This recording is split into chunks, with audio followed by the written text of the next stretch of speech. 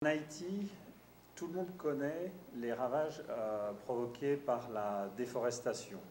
Je citerai juste deux chiffres. Chaque année, 30 millions d'arbres sont coupés et seulement 2% des terres restent boisées. 30 millions d'arbres coupés chaque année et 2% des terres simplement restent boisées. En revanche, beaucoup moins de personnes connaissent qu'il y a des projets qui existent et qui permettent de générer des revenus grâce à l'exploitation des arbres. Le but de notre concours est donc simple. Nous l'avons baptisé Combit Reboisement, puisque c'était un travail de groupe.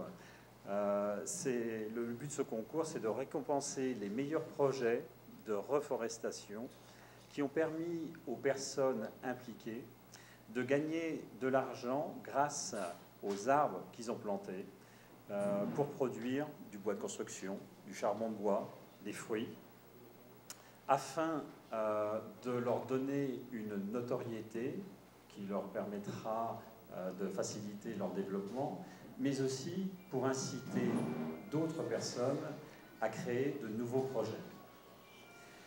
Total Haïti organise ce concours et vérifie sur le terrain l'ensemble des projets qui ont été sélectionnés.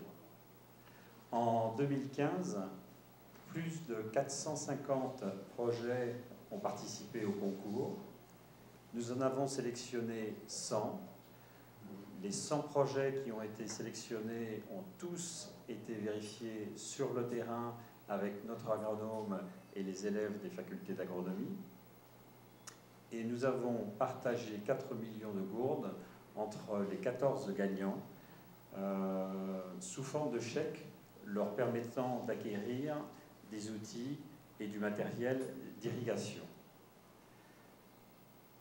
Dans l'équipe de Total Haïti, nous avons 2 personnes qui travaillent à temps complet toute l'année sur ce projet, dont un agronome. On compte également sur l'appui permanent du professeur d'agronomie Florence Sergi, qui est à ma gauche, et puis sur les partenariats que nous avons avec les 9 facultés d'agronomie qui mettent à disposition une trentaine d'étudiants pour aller vérifier systématiquement sur le terrain l'ensemble des projets qui ont été sélectionnés. En 2016, nous partagerons 5 millions de gourdes entre les 15 gagnants. Les inscriptions débutent officiellement aujourd'hui et se termineront à la fin du mois de février. Et je profite de cette réunion devant vous, messieurs les médias, pour remercier nos sponsors, parce que ce concours ne peut exister que si on est ensemble à joindre nos efforts. L'ensemble des sommes récoltées par nos sponsors vont intégralement pour le paiement des primes aux gagnants. La pérennité de ce concours repose complètement sur la participation de nos sponsors.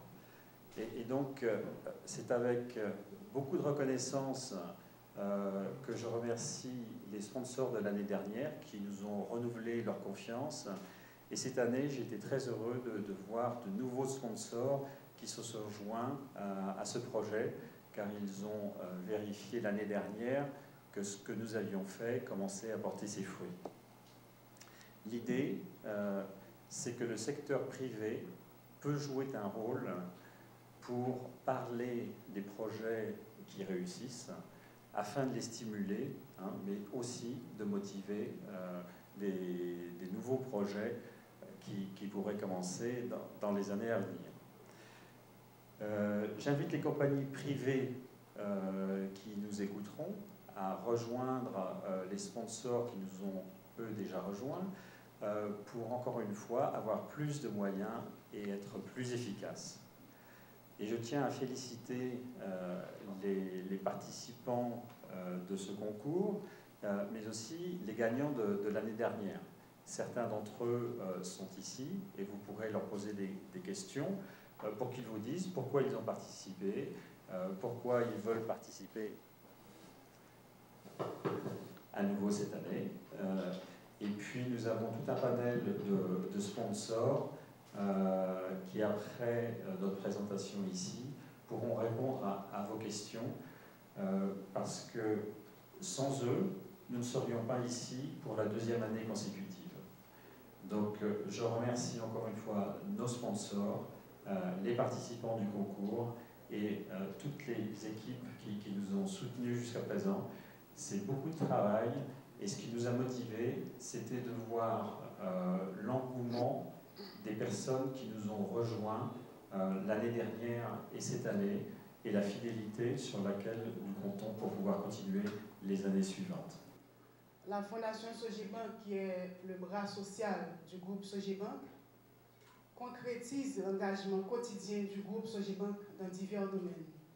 Il y a l'éducation, la santé, la culture et certainement l'environnement. La Fondation Sogebank, à plusieurs reprises, a eu la possibilité de soutenir des activités en faveur de l'environnement. Je me rappelle, en 2008, la Fondation Sogebank a supporté une activité de la Fondation Seguin qui visait à protéger le parc La Visite. Donc le groupe Sogebank et la Fondation Sogebank ont compris vraiment la nécessité de toucher le problème du déboisement du droit et de tenter d'apporter des solutions. Les conséquences du déboisement sur notre vie sont catastrophiques, que ce soit sur le plan économique, sur le plan agricole, sur le plan social.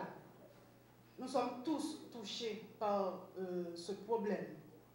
Chacun d'entre nous, d'une manière ou d'une autre, on a été touché, ou bien on est touché par le problème du déboisement.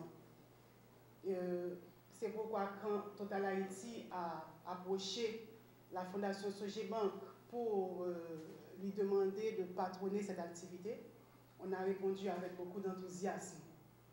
C'est un projet qui a le mérite de pouvoir mettre en lumière des projets qui existent déjà dans le pays, dans le domaine de l'environnement, dans le domaine de la reforestation. C'est un projet qui a aussi le mérite d'identifier des personnes, des groupes de personnes qui arrivent à vivre grâce à la culture, grâce à la terre.